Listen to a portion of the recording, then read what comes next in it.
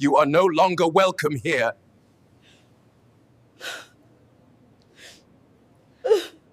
Oh my. Would you forgive your son if he threw you out of his wedding in front of hundreds of guests? Amid the dazzling lights and joyous music, a disabled woman in a red dress quietly rolled in. She was his mother, Amma, but the groom, Kwame, coldly ordered security to escort her out. What no one knew was this. Amma had once sold her only wedding ring to buy her son a bicycle to get to school. She raised him alone, sewing and tutoring in a wheelchair after a tragic accident, just to keep him in university. Yet when Kwame became wealthy, he denied her existence, telling his fiancée that his parents were dead. I've told over 200 real stories about a mother's love, but none left me speechless, like this one. Watch until the end and you'll see how a single act of love can break millions of hearts. And maybe, just maybe, you'll call your mom today. After the wedding scandal went viral, Kwame lost everything. His job, his home, and even his bride. But it wasn't until he saw his mother struggling to reach a bag of rice at the supermarket that he finally broke down and opened the box of letters she had written him all those years. If you still have a mother, don't scroll past this video. One day, you might wish you could go back, just to hug her one more time. The chandeliers above blazed like frozen fireworks. Every corner of the ballroom shimmered in gold and ivory, floral arrangements standing tall like sentinels of wealth. Laughter echoed against marble columns, wine flowed like water, and a soft quartet played something classical, forgettable, expensive. Guests sparkled in designer silk and tailored tuxedos. This was not just a wedding. It was a coronation. Then the doors creaked. No one noticed at first. The music continued. Glasses clinked. A child giggled. But then the sound came again. Slow, metallic, deliberate. A wheelchair. Heads turned. One by one, conversations dropped. Phones tilted. The violinist faltered, bowstrings shivering against silence. She was small, fragile. Her frame hunched slightly, spine bowed but proud in posture. Her dress, a striking red, was tailored with care, seams trembling with the rhythm of her breathing. One hand rested on her lap. The other gripped the armrest like it held her heart in place. Kwame's mother, Amma. She rolled forward slowly, wheels humming against the marble. Her eyes scanned the glittering room but didn't linger. She was searching for one face, the only one that mattered. And then she saw him, and he saw her. Kwame stood at the front of the hall, tall, sleek in a cream-white suit, fingers laced with his bride's. 1,000 curated lights shimmered off his cufflinks. For a moment, his jaw clenched, just barely. Then his lips parted and he spoke, not to her, but to the nearest man in black. Get her out. Amma's wheels halted mid-roll. Her hands froze. The security man hesitated, just for a breath. Kwame's voice cut sharper this time, clearer. Now, she doesn't belong here. The silence shattered. Guests murmured behind their glasses. Phones rose higher. Someone near the back whispered, "That's his mother?" Amma didn't flinch. Her eyes held steady on her son. They didn't plead. They didn't accuse. They simply stayed, anchored, unwavering, as if still hoping. The guard stepped closer. "Ma'am, I'm gonna have to..." She nodded, just once, and let go of the wheels. He stepped behind her and gently gripped the handles. As the chair began to turn, her fingers instinctively grasped the edge of her dress. She clutched the fabric tight, red against brown, trembling against stillness. She didn't say a word, didn't raise her voice, didn't look back, But as the wheels turned and her figure was swallowed by the towering doors once again, her eyes never left her son, even as his eyes did. 3 weeks earlier, the sun hadn't risen yet, but Amma had. The clock beside her flickered 3:04 a.m., humming a tired glow into the shadows of her single-room flat. Her breath fogged lightly in the cold, cracked air, and the first thing she reached for wasn't her slippers, but the rag and bucket by the door. She never used an alarm. Her body had learned the rhythm of survival long ago. With practiced movement, she dipped the rag into soapy water and began wiping down surfaces. First the baseboards, then the chair legs, then the framed photo of her son at his university graduation. Her fingers paused there, just a second, then kept going. By 5, she was dressed. Gray uniform, hair tied back, lunch wrapped in an old handkerchief, and out the door. Her right knee clicked when she walked, a reminder from the accident that changed everything. But she didn't limp, not when someone might see. Amma worked 2 jobs, cleaning a downtown office at dawn, then scrubbing the floors of a private home by afternoon. She rarely spoke, rarely smiled, but she always made sure the books in the office lined up straight, and the clients' shoes at home were always paired toe-to-toe, like dancers waiting their cue. Every cent was accounted for, every extra shift taken, every meal portioned just enough to last. The 3rd Saturday of the month, she walked 2 extra miles to a small pawn shop tucked between a butcher and a leaking barber. Her fingers shook as she reached into the velvet pouch. Inside was her wedding ring, or what was left of it. The gold had dulled, the engraving barely visible, but it had once been new, once been sacred, slipped on her finger by a man now buried and missed in equal measure. She stared at it for a long while, then placed it on the counter. The old man behind the glass looked up, paused, recognized her. Again? She nodded. He didn't ask why.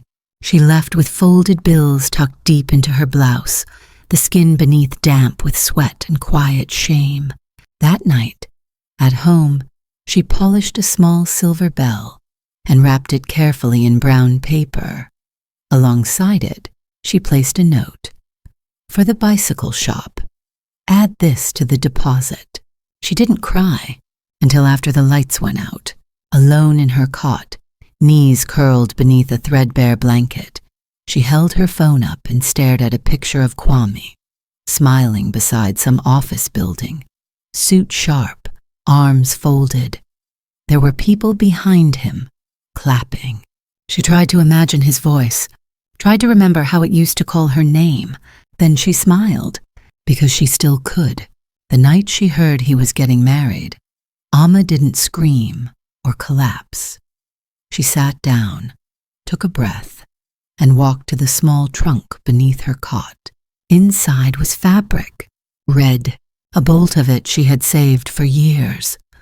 Once meant for a church dress, then a funeral, then forgotten. But now, as her fingers brushed its softness, something stirred in her. She would go. She would not be invited. She would not be wanted. But she would go. She stayed up for days, stitching by hand. Her fingers cramped easily now, joints stiff from arthritis and old detergent burns. But she pressed on, needle after needle, stitch after stitch. When she pricked her finger, she simply wiped the blood away and kept sewing. On the final morning, she held the finished dress up to the sun. It shimmered, not just with color, but with intent. Then she lowered it into her lap, stroked the folds lovingly, and whispered to no one, "He may not want me there, but I will be there. I am his mother." She packed a small purse, tucked in her medication, and wheeled herself to the station. It took 2 taxis and 1 wrong stop to find the venue, but she arrived, uninvited, unwanted, undeterred. Back in the ballroom, a soft murmur rippled through the crowd as the door shut behind her. Kwame adjusted his cuffs. Someone placed a glass of champagne in his hand. The music resumed, tentatively at first, then louder, as if to drown what had happened. Zuri's hand tightened around his. He didn't look at her. He didn't look at anyone. Outside, Amma sat alone on the curb, wheels still, dress pooling like blood around her. Her fingers relaxed, finally releasing the fabric. She looked up at the sky and smiled, not because she was welcome, but because she had come, because she had loved, because no humiliation could erase the years, or the sacrifices, or the lullabies sung in dark rooms to a boy who once held her hand and called her Mama like it was everything. The wind carried the faint sound of music, but it was the silence in her heart that rang loudest. Then the screen fades to black, and on it, 3 weeks earlier, the blade of the mop slapped against concrete like a tired heartbeat. 3 a.m. Amma stood barefoot on cold tile, wringing a gray rag until suds slid down her wrist like sweat. A single overhead bulb flickered above, casting a dull, yellow halo that made the cleaning bucket shimmer like swamp water. The building was silent, except for her. Every stroke, every movement, every breath she took felt like it had weight. The world around her slept. But Amma did not, could not. She dragged the mop across the floor one more time, bent down to scrub a stain that had dried like forgotten blood. Her hands, cracked and calloused, bore thin scars from years of bleach and broken glass. The skin at her knuckles had begun to peel, and she winced slightly as she wiped the edge of a metal desk, then stood. There was no clock in the office, but she didn't need one. She knew the timing by the aching in her joints, by the rhythm of the streetlights flickering off just before the bakery truck pulled in 2 blocks down, by the way the crows outside began to cry at 4:45. Not a minute sooner. She rinsed her rag, folded it twice, hung it precisely on the hook behind the cleaning cabinet, then limped to the tiny staff bathroom and washed her face in the shallow sink, water cold enough to bite. She looked into the cracked mirror, hair tied back, jaw tight, eyes steady. She pressed her palms flat against her cheeks and whispered, "Still breathing." Then she changed, out of the uniform, into a faded blouse and skirt, threadbare but ironed. She rolled her sleeves and pulled on a second-hand sweater that no longer matched its buttons, packed a bag of rice, salt, and a single egg into a paper lunch sack, then stepped into the street, just as the morning buses began to growl awake. Amma walked with purpose. Her right leg dragged just slightly from the accident years ago. The limp was subtle, but when it rained, it grew louder. She didn't own an umbrella, just a scarf to wrap her head and shoulders when needed. She never asked for help. By 6:40, she stood before a large iron gate in West Side Estates, her second job. The gate buzzed, and she entered without a word. The guard nodded. She nodded back. Inside, the house smelled of lemon polish and stale perfume. She dusted antiques she would never afford, swept marble stairs that had never heard her name. The mistress of the house never greeted her, just left lists and passive notes in red pen. "Shoes not aligned yesterday. I don't forget to clean under the china shelf." Alma read them in silence, then did her work twice over. At 11, she peeled potatoes in the kitchen. Noon, she wiped windows. At 2, she trimmed the rose bushes. When her shift ended, she returned home with dirt under her nails and a bruise forming on her left shoulder from lifting a broken chair into the attic. But her back was straight when she walked through her front door. She lived in a small flat on the second floor of a cement building that used to be blue. Now it was peeling into something more like memory than color. Her unit was clean, sparse, but it held life. A single bed, a stool, a wooden chest by the window. and on the wall, a photograph, a boy in a school uniform, smiling, eyes bright with future. Kwame, her son. She looked at the photo for a long moment, then at the calendar. There was a red circle on the date 2 weeks away. Application closes, it read in pencil. She walked to the corner, opened the trunk. Inside were envelopes, carefully labeled savings, emergency, rent, food, and one marked bike. She opened it. Only a few bills. Not enough. Not yet. Amma sat back slowly. Her hands trembled. She had promised Kwame a bicycle. He'd been walking miles to school, and his shoes had holes in the soles. He never complained, never asked. But she saw the way his eyes lingered on other children riding past. She knew the kind of hope that quietly breaks a child when it's ignored too long. She had saved for months, skipped meals, sold her old head wrap collection at the market, took extra shifts, but it wasn't enough. She looked down at her fingers, then to her hand, then to the ring, her wedding band. She hadn't taken it off since the funeral. It was the only thing she had left of him, of the man who called her Amma, with a softness no one else ever had. The man who taught their son to whistle, who planted cassava on weekends just to say the land still fed them. She slipped the ring off, held it up to the light. It caught nothing, but it still glowed. She wrapped it in cloth, pressed it to her chest, then left. The pawn shop was small, tucked between a bottle depot and a tailor. The air inside smelled like rust and resignation. The man behind the counter knew her. He didn't speak. She placed the cloth down, unwrapped it. His eyes narrowed. "You sure?" She nodded. He weighed it, counted quietly, slid the money forward. Alma took it, folded it into her skirt pocket, walked out into the sun. The sky was gold and pink, and it hurt her eyes. She didn't blink.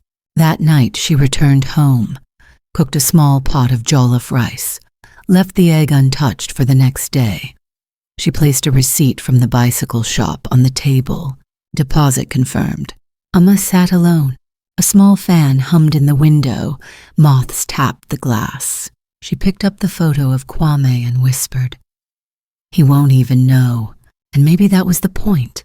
Later, when the neighborhood was still, and even the night dogs had curled up and stopped barking, Amma lay back on her mattress, hands folded across her stomach.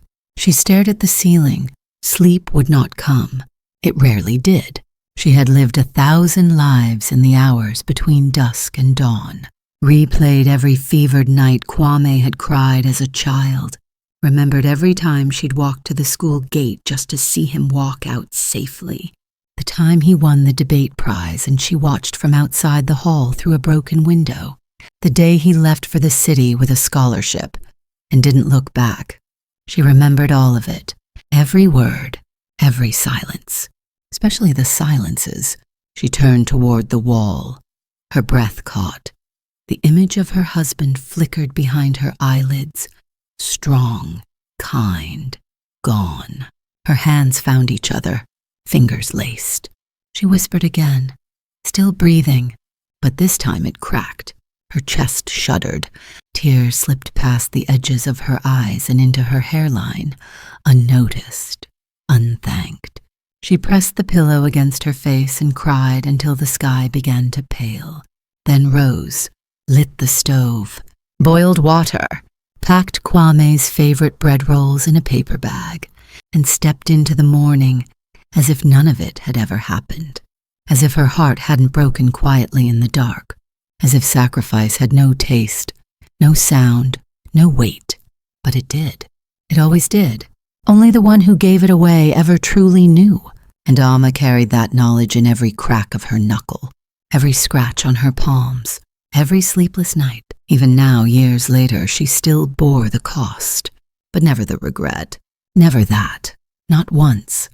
The car door hissed as it closed, smooth, soundless, expensive. the kind of sound that only came from machines polished so many times. Even the wind respected their silence. Kwame adjusted his cuffs, stepped onto the glistening pavement, and inhaled the scent of the city. Clean asphalt, luxury perfume, and the faint metallic tang of glass towers kissing clouds. Morning sunlight bounced off the mirrored entrance of the building before him, casting fractured gold across his tailored lapels. He didn't look up. He didn't need to. This was his building now. Kwame walked past the front desk. The receptionist smiled like she was trained to. Perfectly, flatteringly, forgettably. She handed him a latte with his name spelled right. "Good morning, Mr. Owusu." He nodded. Not a word. The elevator doors opened just as he arrived, as if the timing of the world had learned to match his steps. Inside, his reflection stared back from the mirrored walls. Black suit, crisp white shirt, no wrinkles, no softness. Not anymore. On the 32nd floor, he stepped into the conference room before anyone else. His assistant followed behind with a tablet spouting updates. Board wants numbers before noon. Marketing still needs approval on the Lagos pitch, and someone from HR left a note. They're asking if you'll sign off on the internship fund for low-income students. He paused, turned. "What did you just say?" The assistant blinked. Internship fund, sir, for—" "No." Kwame's voice was calm, precise, cold. "Cut it." She hesitated. "Sir, it's not a large amount. Barely touches your bonus." He stared at her, silent. She looked down. "Yes, sir." He turned away. Through the glass, the city shimmered. Buildings stacked like ambition. Streets, pulsing with lives he no longer understood. Somewhere down there, a child with cracked shoes might be hoping someone in this very building believed in him. But not Kwame. That part of him had been folded, stored, and forgotten. He turned back to the room. The meeting began. Charts, projections, profits. He spoke only when needed. Every word like a polished coin, weighted, measured, flawless. They loved him for that. It was in the break room. Sterile, all white, glass tables, coffee from machines smarter than half the interns, where a colleague brought it up. "Man, I envy you sometimes," Jude said, laughing over a croissant. "Smart, clean, no family baggage. I swear if my aunt calls me one more time asking for rent money." Kwame sipped his black coffee. Quiet. Jude chuckled. "Seriously, though, what's your secret? Parents strict? Or just lucky genetics?" Kwame didn't blink. "They died. Both of them." Jude froze mid-bite. "Oh, damn, bro. I'm sorry, I didn't—" "It was a long time ago," Kwame said flatly. "I was raised by schools." The silence was thick, embarrassed, awkward. He let it linger, then walked away. That night, the apartment lights glowed low.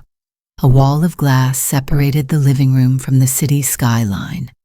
Leather couches, open floor plan, art that meant nothing, but looked expensive, the kind of place where music sounded hollow and footsteps echoed. Kwame loosened his tie, tossed it on the counter, and opened the fridge. Water, champagne, pre-packaged meals. He grabbed the bottle. As he poured into a glass, his eyes flicked to the corner drawer. Third one down. The only drawer he never opened. He stood still for a second, then walked to it, opened it. Inside was a wooden box. No label, no lock. Just a quiet weight. He pulled it out, sat down, held it like it was something fragile. He hadn't touched it in years. Alma's handwriting was still visible on the top flap of the first envelope. Slanted, precise, slightly smudged. Kwame ran his thumb over it. Didn't open it. Didn't open any of them. He slid the box back into the drawer, closed it slowly. sat for a long time in silence, glass in hand. Outside, the city lights blinked. Inside, everything else didn't. The first letter had arrived when he moved into the dorms. He remembered the smell of the envelope, a faint scent of lavender and soap, a corner smudged with palm oil.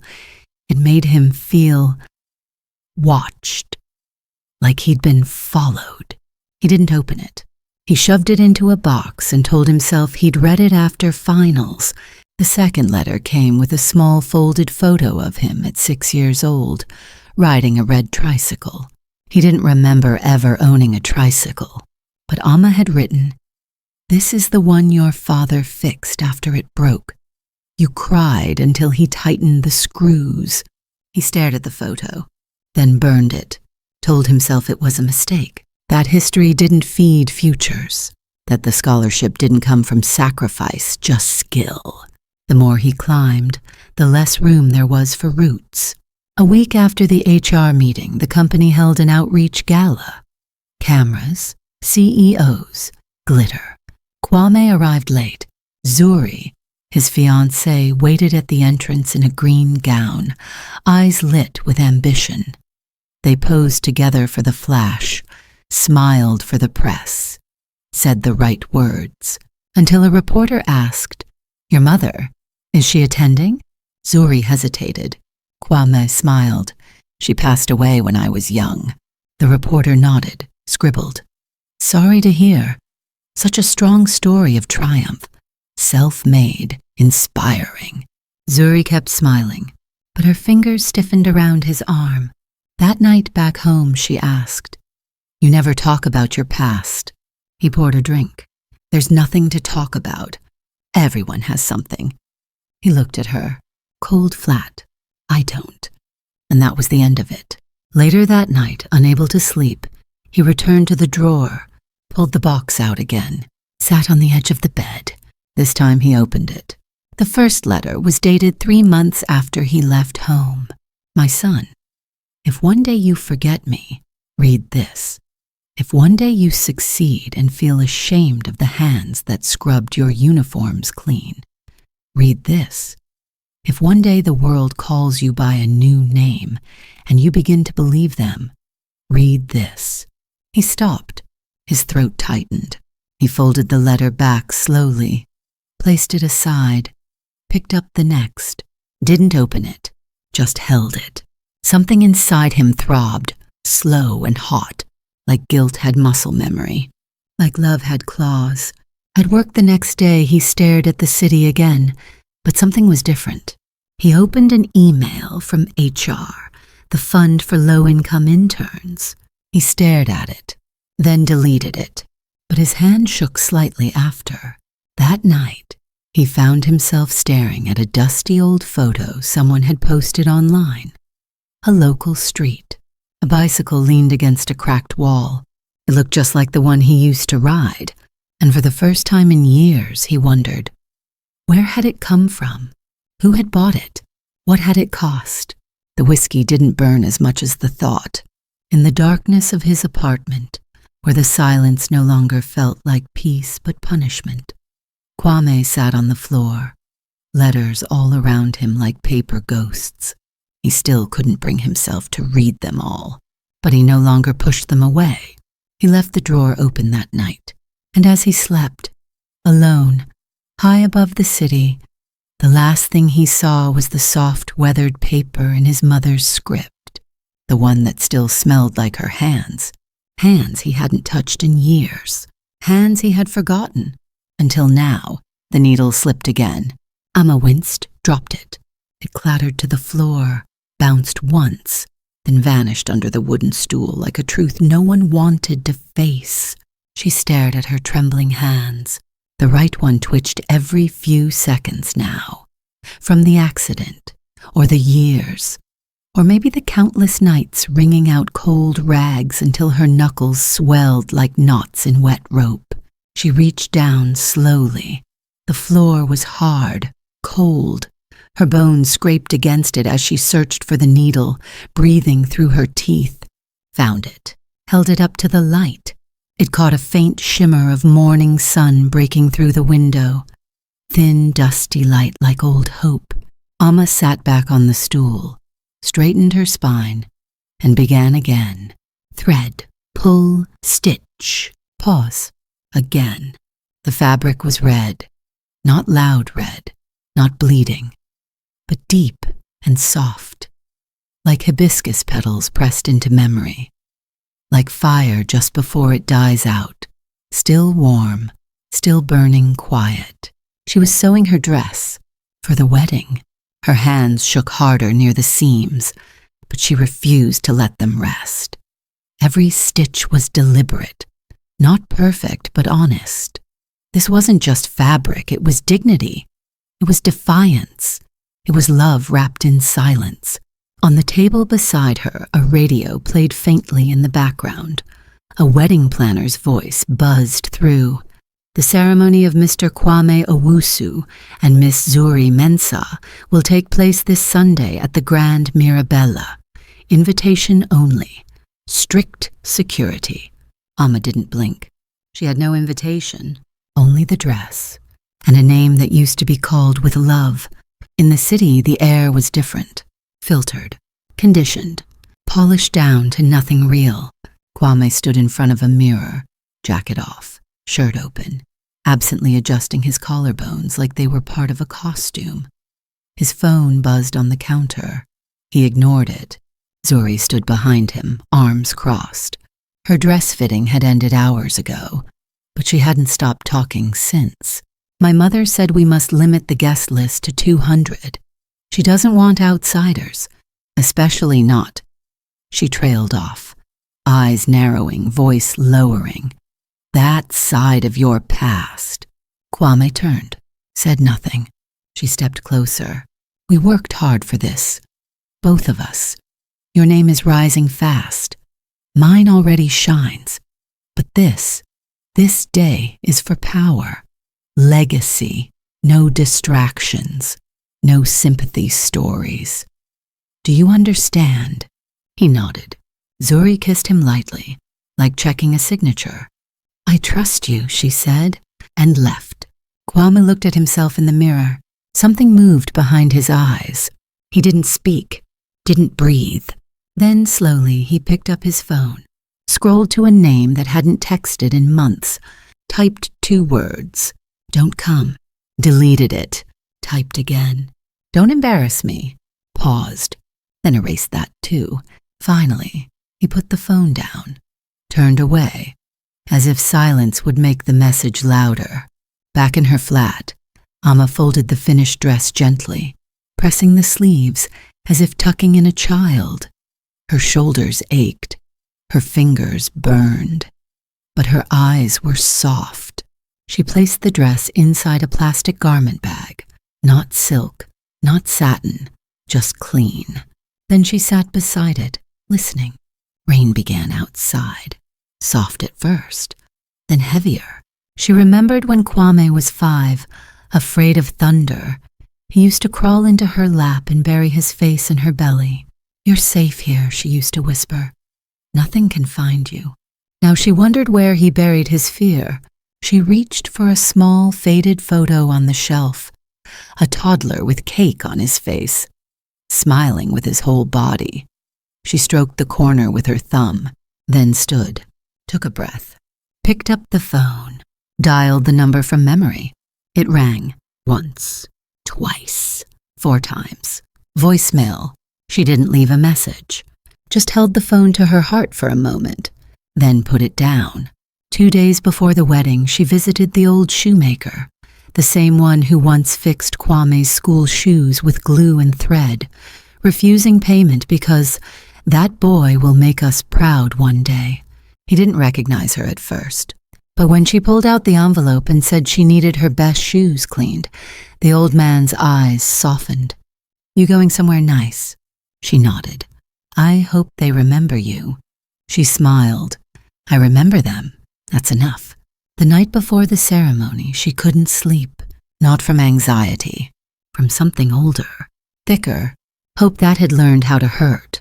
At 2 a.m., she sat on her bed, fully dressed, shoes beside her, hair braided and wrapped in a simple scarf. The red dress hung by the window, catching moonlight. She whispered to it, to be worn with love. Outside, thunder rolled like distant drums. On the morning of the wedding, Amma stepped into the sunlight. The dress fit, not perfectly, but beautifully. Like something made with care, not money. A taxi driver at the corner honked once, surprised. "You look regal, ma'am." She nodded. He drove her to the venue for free. At the Grand Mirabella, guests arrived in waves of silk and suits, laughter echoing across marble floors. Photographers snapped like paparazzi. A violin quartet played something elegant, forgettable. Amma waited by the garden gate, holding a small purse. The guards looked at her, then at their clipboard. She gave no name. They looked again, didn't find her. One of them frowned. "You can't," but she walked past them, slow, calm, dignified. They hesitated, then let her go. Somehow her stillness silenced them more than argument ever could. Inside the courtyard, petals fell from white trellises like staged snow.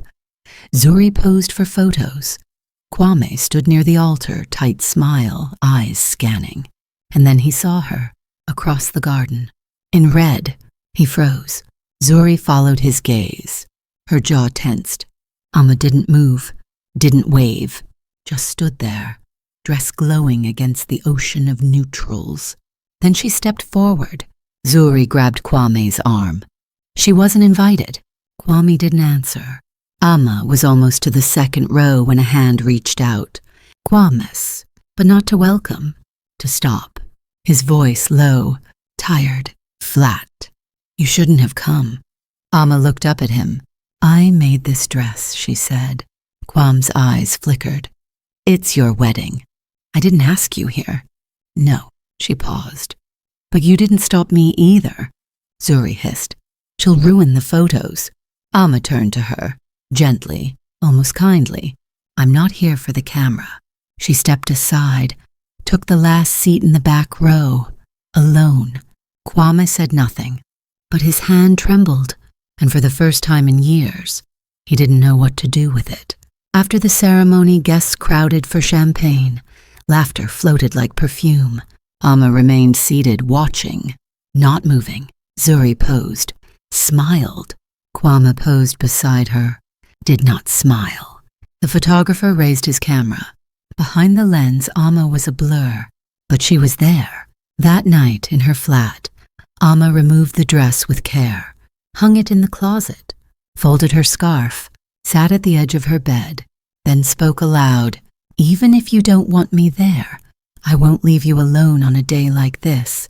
The wind pressed against the window like breath. She turned off the lamp, but didn't close her eyes. The champagne flute cracked before it hit the ground. Gasps rippled through the garden like wind through glass. Heads turned.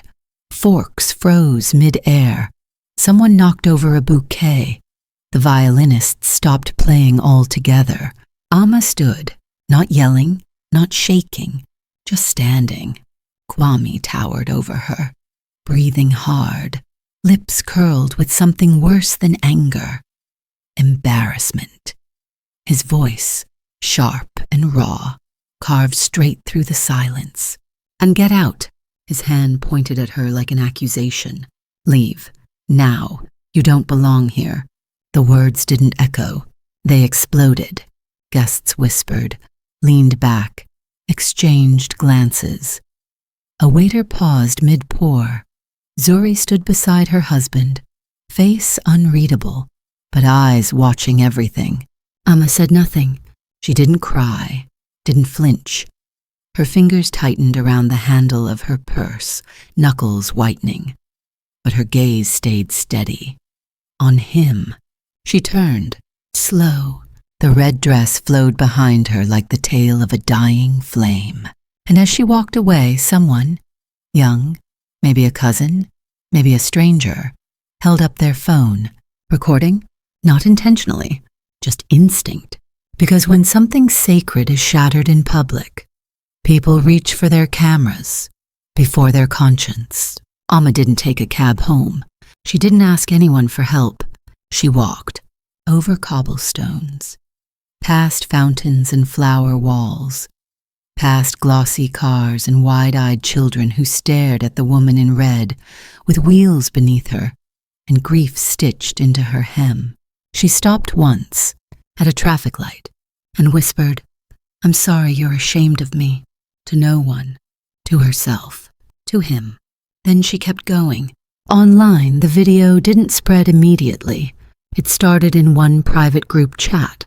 A cousin shared it with a caption that said, "Is this real?"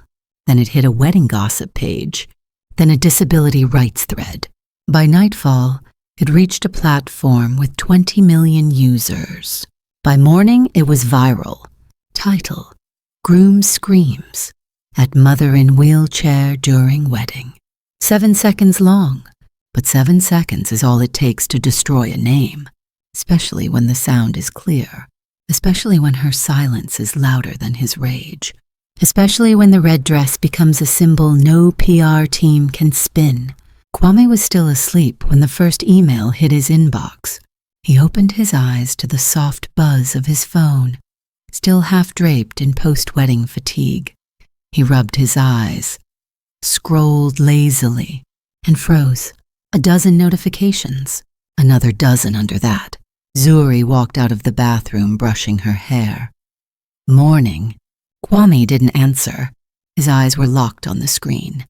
"You heartless bastard. That woman raised you? My son is disabled. If he ever spoke to me like that, shame on you. We're pulling the deal. Don't bother coming in." He dropped the phone. Zuri saw his face. "What is it?" He didn't move. She picked up his phone, played the clip. Silence. Then the video ended. She looked at him, her voice low, barely audible. "You said she wouldn't come." "She wasn't supposed to," he said. "You said she was dead." He looked away. Zuri's jaw clenched. "I finished the wedding for my family's sake, but I don't think I can finish anything else with someone who lies like this." He opened his mouth. Nothing came out. She put the phone down on the dresser and walked away. At the office, no one spoke to him. Not out of respect, out of revulsion. His name was now a keyword, trending for all the wrong reasons. Every meeting he once led was now postponed. Every partner he once charmed was suddenly out of office indefinitely. A security guard handed him an envelope on his way to the elevator. Inside, a formal letter. Termination. No name. Just effective immediately. That night, the apartment was dark. Kwame didn't turn on the lights. He sat on the floor, in his wedding suit, collar stained with sweat. The television flickered soundlessly in the background, some anchor talking about digital morality and modern shame. The video played on the news, again, mutely, but he could hear it anyway. "We get out. Now. You don't belong here." He whispered the words to himself like a confession, over and over until they stopped meaning anything, until they started meaning everything. Somewhere across the city, Amma sat in her apartment. The red dress was folded on her bed, still untouched since the ceremony. She hadn't cried. Not really. Only once, when she reached for a cup in the cupboard and her hand shook so badly she couldn't grip the handle. She watched the cup fall, watched it shatter, didn't even bend to clean it up. She sat by the window instead, staring out at the night, not at the stars, but at her own reflection in the glass. "Maybe I did shame him," she whispered, "by showing up." Then she laughed softly. "Or maybe I just reminded him where he came from." She reached under her pillow and pulled out an envelope, a letter she'd written but never sent. It was addressed, "My son, on your wedding day." She opened it, read the words in silence, then folded it again. Didn't tear it, didn't throw it away, just tucked it back under the pillow, and said nothing more. Zuri didn't return home the next day, or the next. A week later, her assistant dropped off a brown envelope. It was sealed, inside a note in her handwriting. I stood beside you to protect our image, but I won't live with a man who disowns his own mother, especially not when the world is watching, and below it, the divorce papers. No signature yet, just space, waiting. Kwame read it twice, then walked to the mirror, and didn't recognize the man looking back. On the internet, the video hit 15 million, then 30. A meme surfaced. Amma, in the red dress, captioned, "The woman he didn't want the world to see." Another post showed 2 frames. Frame 1, Kwame yelling. Frame 2, Amma turning away. The caption read, "Dignity is silent." Brands pulled endorsements. His name was blacklisted from conference invites. One company released a statement that said, "We do not support cruelty, especially not toward the ones who raise us." And still, he said nothing. Amma turned off her phone. She wasn't reading the articles, wasn't checking the tags, but a neighbor knocked on her door with tears in her eyes and said, "I saw what they did to you, and I want you to know. You're not alone." Amma nodded, said thank you, and closed the door gently. Then she walked to her closet, ran her fingers across the fabric of the red dress, and whispered, "Even silence has an audience." On the edge of sleep that night, Kwame reached for the drawer, opened the wooden box. Inside the letters, still sealed, still waiting. He picked one, didn't open it, not yet, just held it to his chest, and for the first time in weeks, closed his eyes. But sleep didn't come, only the sound of her voice, not in anger, not in pain, just a whisper. 3 words, 3 syllables. He had ignored them before, but now they pierced like rain on a tin roof. "I love you." The doorman didn't smile that morning, not because he was tired, not because the weather was bad, but because when Kwame walked through the lobby of the high-rise where he'd lived for the last 4 years, something about him had shifted. Not his posture, not his clothes, but the silence. It walked in before him, lingered around his shoulders like smoke. Kwame stepped into the elevator, pressed the button to his floor. The chrome walls reflected his face, shaved, pale, a little thinner than usual. He stared at himself. The mirror stared back like a man with better answers. He hadn't slept. He hadn't eaten. The only thing that touched his lips in the past 48 hours was black coffee and the bitter taste of regret. The elevator dinged. He stepped out, walked to his door, found an envelope taped to it. Just one line, "We no longer want you here." Signed not by the landlord, but the tenants' association. He tore it off, crumpled it, stuffed it into his pocket like that would make it disappear, then entered the apartment and found it already starting to disappear on its own. The flowers from the wedding had withered in the corner. The champagne bottle was half empty, fly-bitten, warm. The windows had been left open, and the wind had knocked over a vase. The shards glittered like gilt in the sunlight. He didn't pick them up, just stepped over them, shoes crunching against what once looked beautiful. The phone didn't stop ringing for hours. He let it ring, voicemail after voicemail. Angry investors, cold lawyers, disappointed mentors, disgusted colleagues. The brand he'd spent years curating was now cracked porcelain. Everyone could see through it. There were no lies to cover the holes anymore. Just silence. Just the truth. He opened his laptop. The homepage loaded with an article titled, "From Boardroom to Backlash, the Fall of Kwame Owusu." He clicked on it. Read the first paragraph. Didn't finish. Closed the lid. Around noon, someone banged on his door. A neighbor. Woman in her 40s. Well-dressed. The kind that once smiled politely in the elevator. She didn't smile today. "You should leave." He said nothing. "Some of us have children. Disabled parents. We saw that video. We saw you." He tried to speak. She didn't let him. "You're not welcome here." Then walked away. The hallway echoed. Kwame closed the door slowly, then locked it. 3 times. He walked to the kitchen, opened the cabinet. No food, just protein bars and dry oats. He poured water, drank, stared at the sink. His reflection swam back at him in the steel. For a second he thought of calling Amma. But what would he say? What name would he use for her now? Not mother. Not after what the world had heard. Not after what she had heard. So he sat, on the kitchen floor, back against the fridge, legs stretched out, breathing, just breathing. At dusk he lit a single lamp. The rest of the apartment stayed dark. He looked around. The couch he once bought with his first bonus. The frame degree on the wall. The designer rug no one had ever walked on barefoot. It all looked ridiculous now. Props in a play he no longer remembered the lines for. He grabbed his phone, scrolled, found her number, stared at it. Didn't press call, just stared. Then put the phone down, walked to the window. The city blinked beneath him. Thousands of lights, millions of lives. He felt none of them. There was a knock around 9 p.m. Soft, not angry, just persistent. He opened the door. Zuri, hair up, no makeup, no entourage.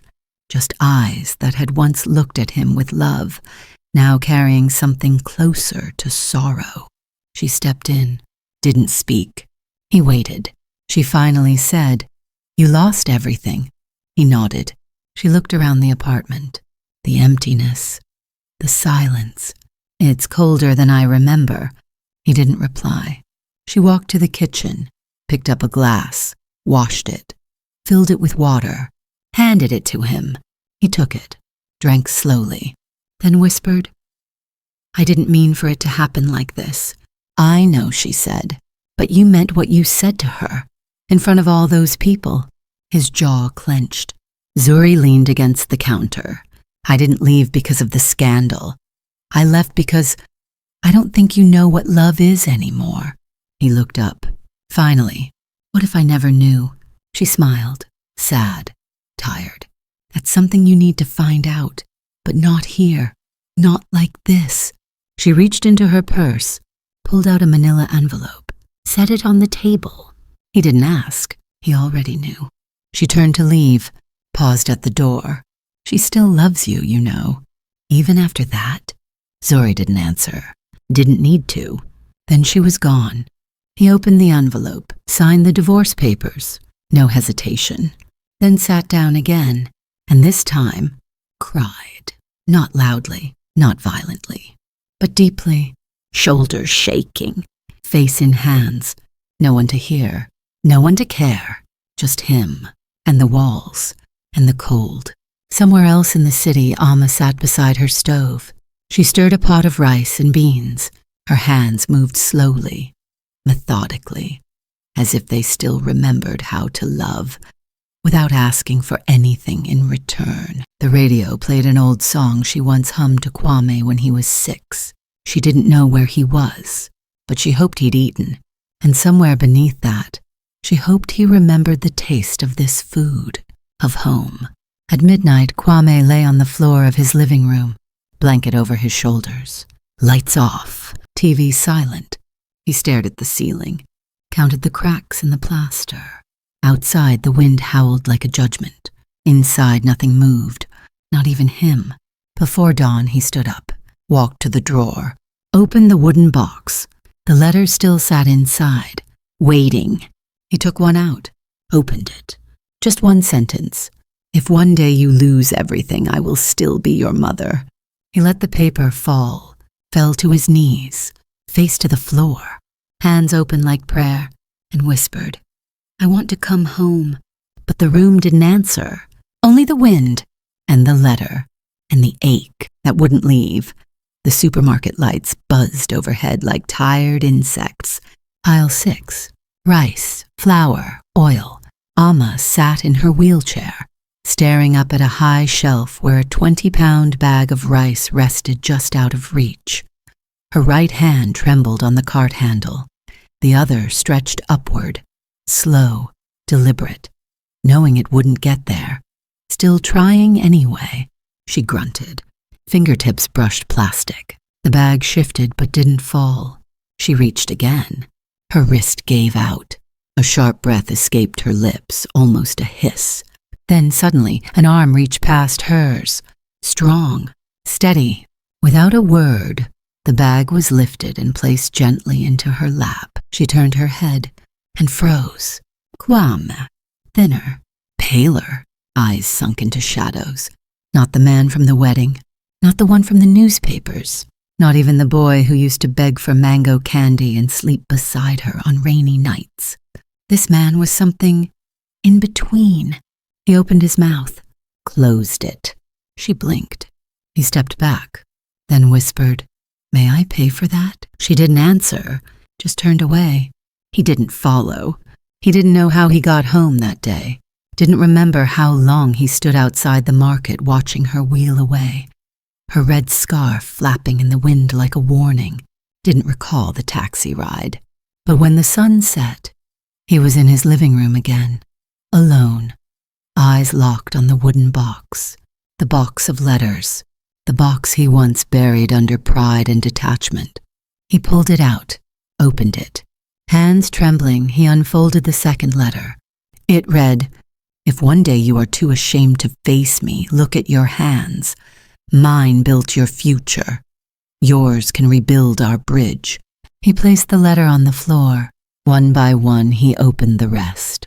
Each one stained with time, some with faded ink, one with a single teardrop circle that had dried into the shape of a heart.